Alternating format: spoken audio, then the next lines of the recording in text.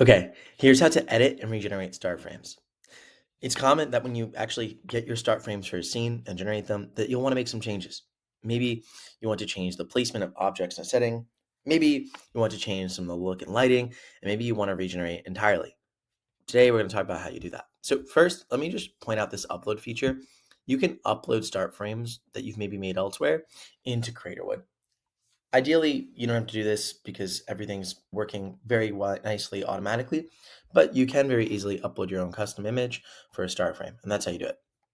As we discussed before, regeneration is going to create a new image from the ground up based on the action, camera notes, video input, and then the location and characters inside of it. So that's the first thing. Regenerating doesn't take the existing image and start frame into account. It completely regenerates it. Editing takes that existing start frame into account and just makes an edit to that existing start frame. So we want to use editing for small changes, regenerating when we want to completely recreate the start frame. So let's start with editing. Maybe what we want to do with an edit is make their suits colored blue rather than black. So can we change the suits to be colored blue instead of black? We're going to click apply edits here, and we're going to watch as it now gives us our follow-up questions. What shade or tone of blue would you prefer the suits? I'm going to say royal blue. That'll be more noticeable for us.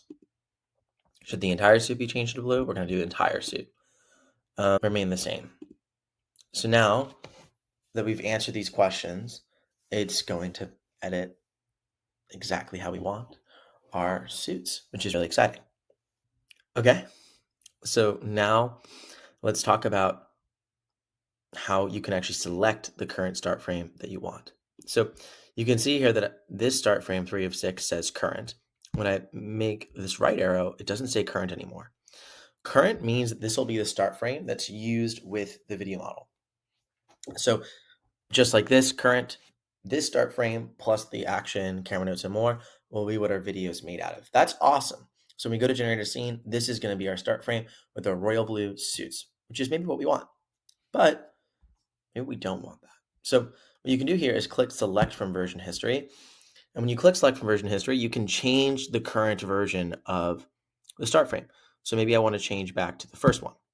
So I click this, it loads for a little bit. And when that check mark appears again, we can see now that 6 of 6 is the current one. This is the first one generated 6 days ago. And this is now the one that will be used when generating video. So this is exciting. Now you can change this as many times as you want, and you can even generate multiple videos, multiple shots using different versions of your start frame so that you can see which one you like the best. Now, let's talk about regeneration. Regeneration is going to ultimately take the shot location, camera notes, action, and regenerate the image from the ground up. So I'm actually going to change the camera notes instead of a wide overhead.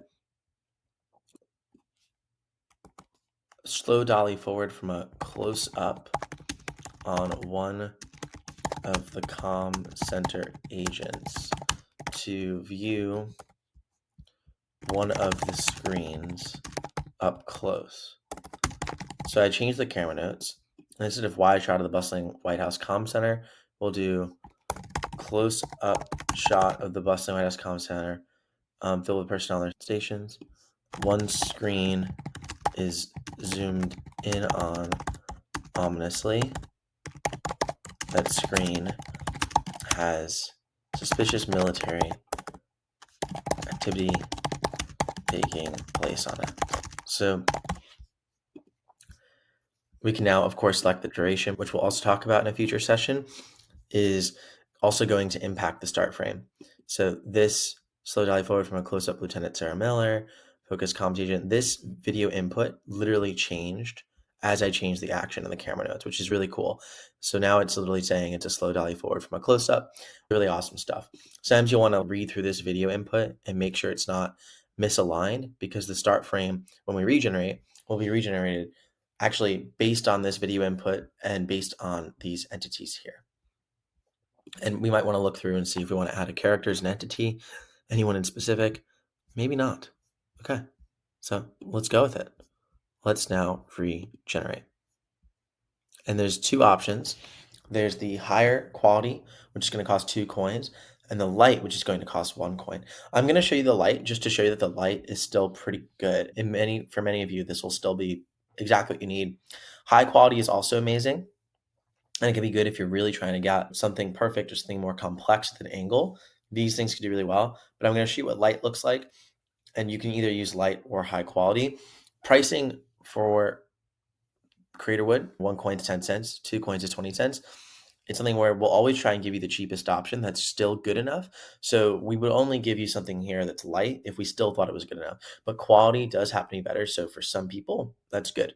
Now, what would you like to change? I'm not going to say anything because we don't really need the new notes after we've changed the action, we've changed the camera notes, and by proxy, the video prompts changed. But we're not going to use a new existing version either, but you could use an existing version as a reference for the regenerated image. We're not going to do that. I can also upload a reference image too. I'm also not going to do that, but I can. So I'm going to click regenerate now and be off and going. So as a reminder here, reference images are images that can be from anywhere that at least you have the rights to. And when you upload it here, what it allows you to do is basically guide the new generated image. So maybe it's, I like how her hairstyle is in this image, or I think the background or lighting here is good. And you can note that in your edit notes.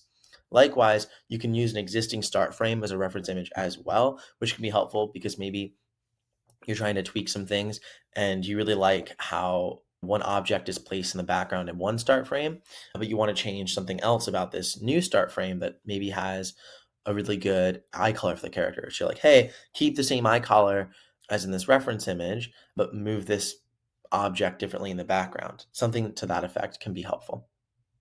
Okay, so a new version of the start frame has been generated. Let's take a look at it.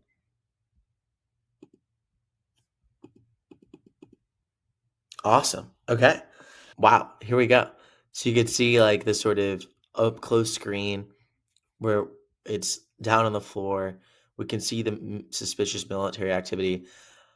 I think I kind of like that it's pixelated because it's almost like a security cam view, but maybe I don't love it. But this is something we can further change in edits. But I think overall, this is pretty good. And this is, again, how you can edit and regenerate start frames. In our next session, we're going to talk about shot duration. And then I want to dive deep into video input because there's some fun things there that can really prepare us for our next module where we start to generate scenes.